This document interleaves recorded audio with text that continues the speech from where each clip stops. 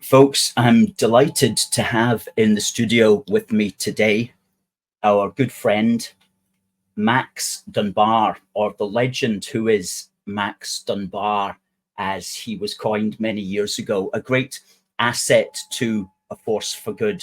And he's back in the studio today to tell us all about his adventure at the weekend on Saturday, the 27th of July, when he was down at the big patriotic rally, which was held in Trafalgar Square, organized by Tommy Robinson, called Unite the Kingdom.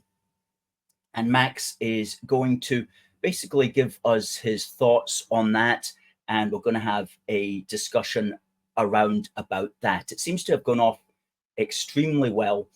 Now, Max, for the benefit of the viewers, I know you've been at these sorts of marches before. In fact, you've been at least one other that was organized by Tommy Robinson. Would you like to speak about that? Sure.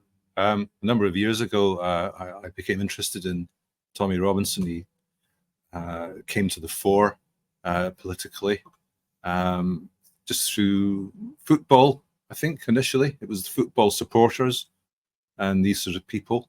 And out of curiosity, I did go to 3 of his events in England. And the last one I went to, which was in London, also in London, was at the Tower Bridge. We crossed Tower Bridge from the south to the north side. And then we turned right in towards Tower Hamlets. We were prevented from getting into Tower Hamlets by the police. And during that march, we were kettled by the police.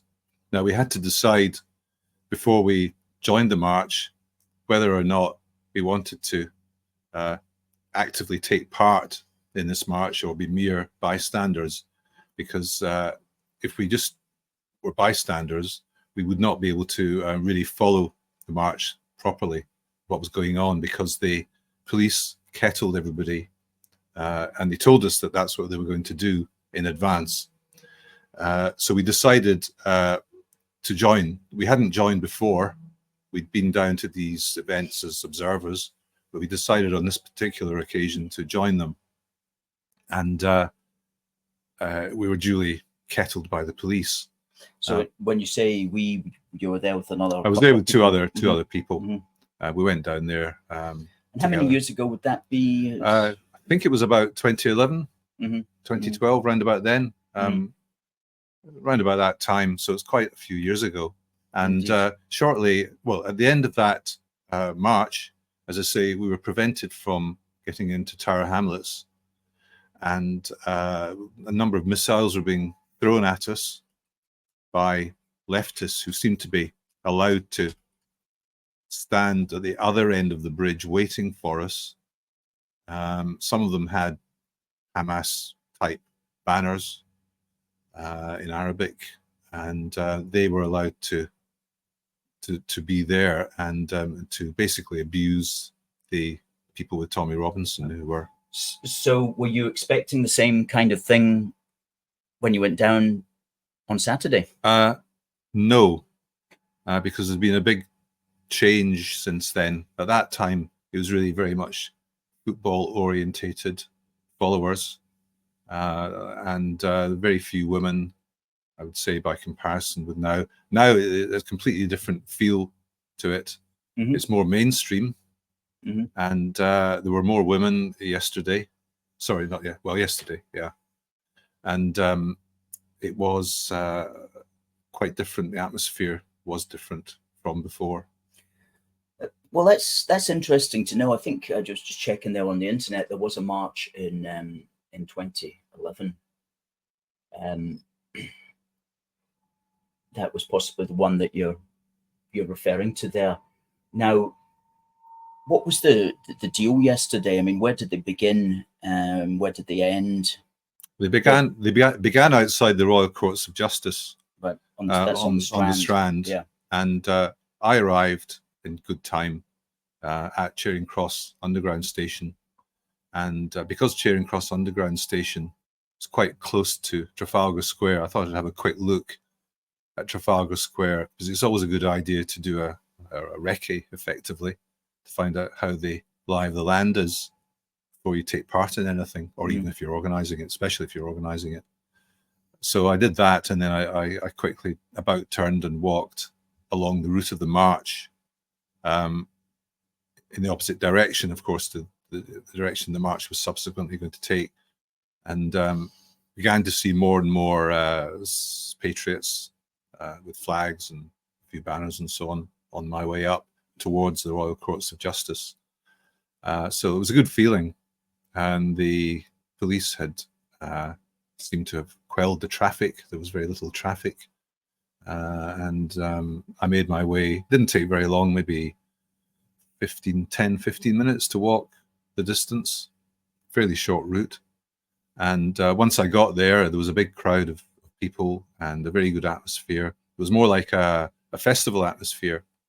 It didn't really feel so much like a demonstration, because the whole area was dominated by supporters of the country. And Tommy Robinson's people were there en masse. So, as I say, the dynamics were somewhat different to the dynamics of 12, 13 years ago. Absolutely. Well, so much has changed in that period of time as well. Just in the last 5 years, let alone the last 12 years, there's been a huge change in the country, even in the last 5 months, let alone the last 5 years. That it doesn't surprise me that that sort of thing is now breaking into the mainstream, or at least more mainstream people are deciding to get involved. Yeah. Well, the reason, in my opinion, that more mainstream people, so-called mainstream people, are deciding to get involved is because of the gravity of the situation that we find ourselves in now, and the dawning of the rather panic-inducing mass of immigrants who've been coming to the country, really, in the last even 2 or 3 years, you could say, there's been a huge increase in numbers. Yes. And this has really put the wind up the general population, especially anyone who's an urban dweller, and you can see their environment changing rapidly. Yeah. And you say urban dweller, I think that's so important, because if you're living in the country, in rural areas of Scotland and the rest of the United Kingdom at the moment, you're not seeing what's happening in the centre of the cities. Yes. Here in Glasgow, it's like a transformation, and it's very, very serious. And well, in Scotland, we can almost just like forget the political class, because they're just they're to blame for this, of course. And they're the people who have made this happen, and they've no intention at this stage of doing anything about it. And so activism is so important, because activism is intended to change the discussion. Basically, you've got two things. You've got electoral politics, where you elect somebody to make the laws, and you've got activist politics, where you've got people such as ourselves, such as you, who are trying to do things in order to move the discussion our way, to get the politicians to talk about these things, and to get the politicians to use our terminology in a sympathetic way. And so activism is so important, and it's good to see more people realizing we've got to do this, because our politicians are selling us out unless we, the people, do something about this. Exactly. And now, the other thing I wanted to say was that it's easy for Alistair and me to talk about activism and so on, because we've done it and we're used to it. But I would encourage everyone who feels strongly on this issue, and I'm guessing that's a very large number of people, to become active.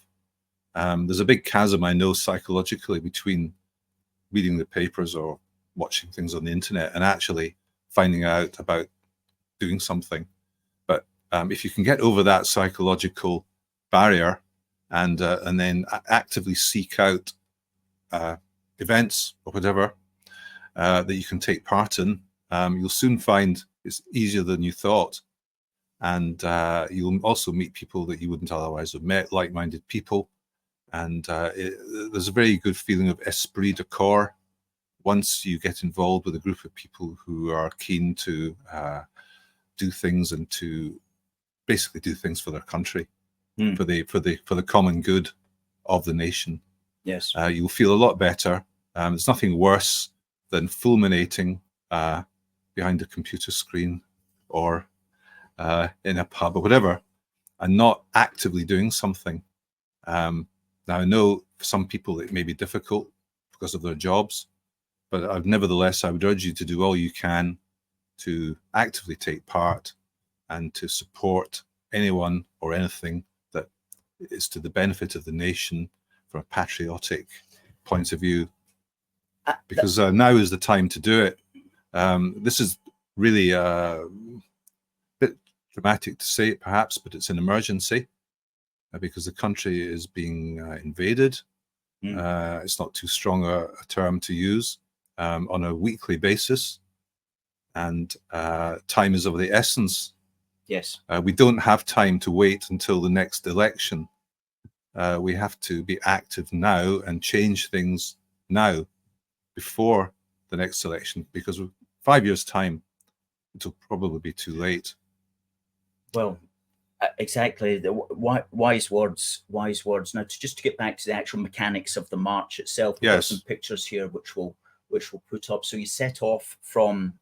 We set off from the Royal Courts of Justice. Now the setting off time, I think, was delayed.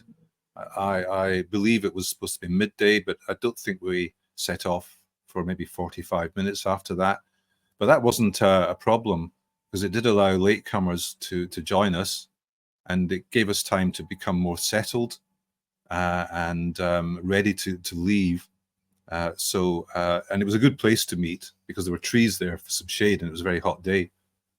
It was a very good view that I got of the crowd there, because I managed to find an elevated position under a tree, and I could see very large numbers of people. And the atmosphere was one of, I wouldn't say it was a party atmosphere, but it was a very good atmosphere of everyone together, and excitement and the tension, but tension in a good way.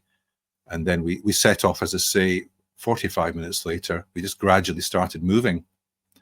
And we moved en masse down the Strand, and as far as I could see, forwards and backwards, there were phalanxes of people carrying flags from Scotland, England, United Kingdom flag, and I believe the Welsh flag was there as well. Yes, flags from all over the the country. I'm glad to say. Yes, so it was a very good show of unity, and also, personally, I wanted to show people that up in Scotland here, we consider ourselves to be as much part of the Union as anyone. And I flew Saltire so that people knew that I was from Scotland, and I got a few jokes, of course, very good-hearted response and humorous. And well, you came a long way. You took your whole day out to come down. And I wasn't the only one from Scotland. There were other people from Scotland there. There was somebody who actually had a flag that was on a bigger pole than mine. Oh no! But yeah, and he was flying, or rather, he and his friends were flying this flag very prominently, and just ahead of me, I think, during the march. So that I felt good about that. That I wasn't the only one there flying a Saltire. There were a number of Saltires. Well, what I always think is, if somebody's going to make the journey from Wales or Northern Ireland or Scotland to something British event like that, then make sure everybody knows that you actually made the effort by carrying a flag, because there's probably a lot more people from Scotland there, but nobody knew that because they didn't have anything to represent them, as it were. Sure. But yes, good. So you arrived then in Trafalgar Square. We've got a couple of pictures here taken, no doubt, from a drone, I think, of the crowd. And in fact, somebody, it's not you, I know, but somebody's right in the middle there has got a Saltire. Yes. Which is good to see. Yes. And a lot of other flags of the other parts of the United Kingdom. That's one. And you can see there, they had 3 big screens. So there at the bottom of the picture, there are 2 two big screens, one directly in front of Nelson's monument, and the other just a little behind it, and then one in the far right there, looking up the Strand for the people who couldn't fit into the square, as it were. So very professional event. Oh yes, it was very well organised, no doubt about it. There's another one there. Yeah, very, very professional. I must say, I was impressed by the efforts really that had gone into that, because it's not easy to set up a stage and have big articulated lorries with these digital screens on them. I mean, that's serious organization. So you have to take your hat off to the people who put that together. Yes. Now here's a shot from the back of the rally, I think, or maybe halfway along Trafalgar Square. Yes. Here's one from the front and I like that one. I like the phalanx of the colourful flags. I mean, the square was absolutely filled with people, really, as you can see, chock-a-block, and it was wonderful to see that all these people there in unity, and good feeling, a very good feeling. Yes, yes, and you weren't the only person associated with the Force for Good who was down there. This lady was down there as well, and she's even got an AFFG t-shirt on, which is fantastic to see. Always publicizing our particular organization as well. So that's great. Well done to Catherine for that. And yes, so it looked like it went very well. What were the speeches like? I was just going to come to that. Right. Unfortunately, I was only there for a relatively short time because I had to catch a train back. But I heard two very good speeches at the beginning, and Carl Benjamin was one, and then there was another speech from a man whose name I didn't quite catch, who was an army veteran of 22 years standing, and he gave a very good speech. And he was a very good speaker, actually, because he spoke slowly and clearly, and every sentence counted. There was nothing he said that was irrelevant or rambling at all. He'd kept to the point, and it was a very good summation of his views, and basically the views of, I would say, shared by certainly me and everyone else, I would guess, who was there at that event. He brought it together. He was very good. Yes, I think he was one of the first speakers, and he was just contrasting the treatment of British Army veterans with the welfare benefits which you get by literally invading the country on a rubber dinghy these days. So he made a good point about that, which nobody could really disapprove of or even disagree with. Actually, another thing I would like to add is that you often see, particularly written up on the internet against various articles and so on, oh, the government's doing nothing. When people complain about, quite right, they complain about the mass immigration that's been going on, people say, oh, the Conservative Party, they've just done nothing. Well, that's not the case. They've been extremely active, and you only have to see the way that these so-called migrants, who are nothing more than invaders, coming across the channel, and I may say they're the minority of the migrants coming in, because most of them coming in legally, en masse. But the government is actively bringing these people in. Actively. They're not doing nothing. They're active. So it's always worth bearing in mind that, no, they're not doing nothing. They're all culpable. They're all actively bringing these people in against the best interests of the British people, trying to use the justification of economic growth and so on, which is a pretty thin one, if you ask me. Yes, that's a good point, because we tend to think, oh, the government surely doesn't want this to happen. It's not doing anything to stop it. No, they're instrumental. They're instrumental in making it happen. They're instrumental in making it happen, and they're all responsible for it. Yes, yes, and everybody who goes along with it and thinks that it's right is also culpable in what's happening. Yes, and now the other thing is, apart from the march I was on, I did find time to go and have a look at the opposition. I wasn't able to get very close to them because the streets were blocked off by the police. Yes, because there was an anti-patriotic demonstration going on at the same time. There was a march of the far left going on at the same time, and they were on a different route, but it was a route that clashed briefly with the route that we were taking. But the police managed to prevent an actual clash from happening. Anyway, I managed to find where they were and watched some of their march going past from a distance. And these so-called hate crime laws that have been introduced really for the purpose of closing down any argument or debate against leftist policies that we suffer from.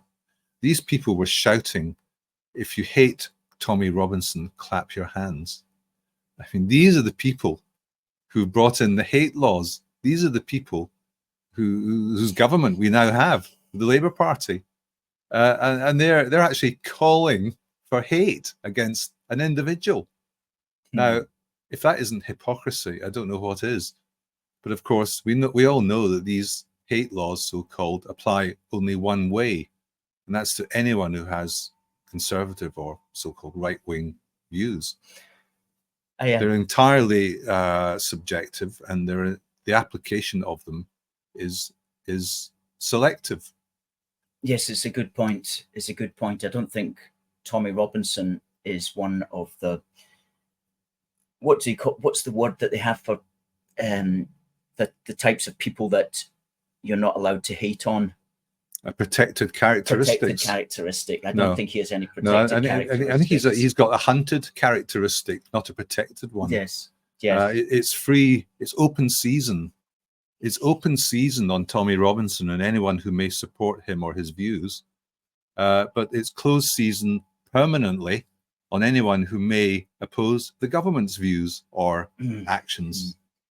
Well, absolutely, and we have to hope that that Tommy is safe and protected from all the enemies that he has in this country, and fair play to him for putting it all together. And it's like what we're saying is that at least he's doing stuff.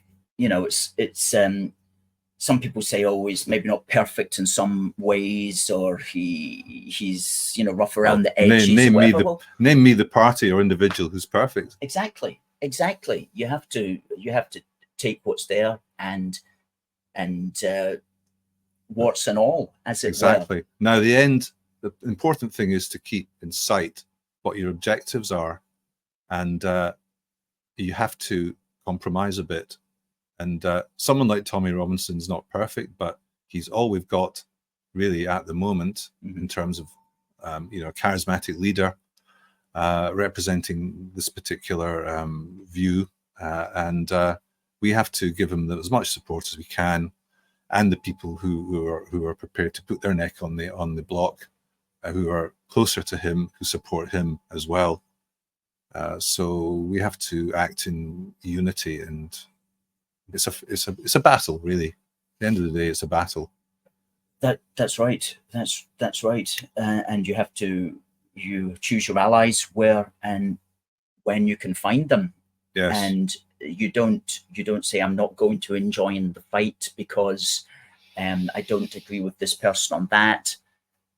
I agree with them on 98 things, but not on these 2 things. Yeah, I mean, you could say that the end justifies the means up to a point.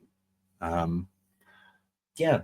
So do you think, I know you went there for the entirety of it, but did you get the impression that there was any kind of agenda, in the sense that they had solutions that they were offering, and next steps that they were suggesting or anything like that? Do you think it was one of those events, or do you think it was maybe just more of a kind of gathering? I would say it was more of a gathering, you know, a sign of that we're unified. As I say, it was more like a festival event rather than a purely political campaign as such. Yeah. It was really to get everyone together in a party atmosphere and to boost morale. There was as far as I could tell, there was no agenda for action beyond that, other than stating what the problems are and that they need to be addressed, as we all know. But of course, it's very difficult to say what the agenda should be, because you do risk running potentially foul of the law by so doing. That is the problem now, is that we don't really live in a democracy as we used to do. And people are having to be careful and circumspect to a degree that it didn't have to be before. So you just have to bear that in mind. It's very difficult to say how things will go from here. All we know is that now is a time where action is going to have to be taken. We've got a very short amount of time left to us in order to save what we've got, what's left of what we've got, and to try and maintain our traditions and culture for the next generations. It's up to us. Yes, it's absolutely up to us. And thankfully, things are beginning to happen. And even just Saturday the 27th, a lot more people who previously were not feeling the need to do anything, going into the centre of London and letting their voice be heard, even if it was just clapping or cheering. Yes. Coming to the top of the hour here, would you say it was worth it going down? Absolutely, 100%, despite the delays coming back up in the train, inevitable delays. It was well worth it, and I would do it again at the drop of a hat, even this one. So yes, I would do it again in a flash. Definitely would. Good. It's well worth it, and I recommend it. And it's a good day out. I mean, you're there to enjoy yourself as well. So it's worth it. Well worth it. Excellent. Well, Max, congratulations for going down, for literally flying the flag, for representing Scotland with all the other Scottish people who were there, of course, and for making your point of view heard, you know, and adding to the big numbers who were there. And so well worth it, Max, and good to hear from you firsthand on your experiences and thoughts on that. So, and I have to thank you, Alistair, for giving me the flag, Saltire, and the pole to fly it from. Well, if there's one thing that we've got here at the office, it's a plethora of flags and telescopic flag poles. Yes, that's for sure. It's something we don't have a shortage of at the moment. No. Good stuff, Max. Okay. Okay, Alistair. Been a pleasure.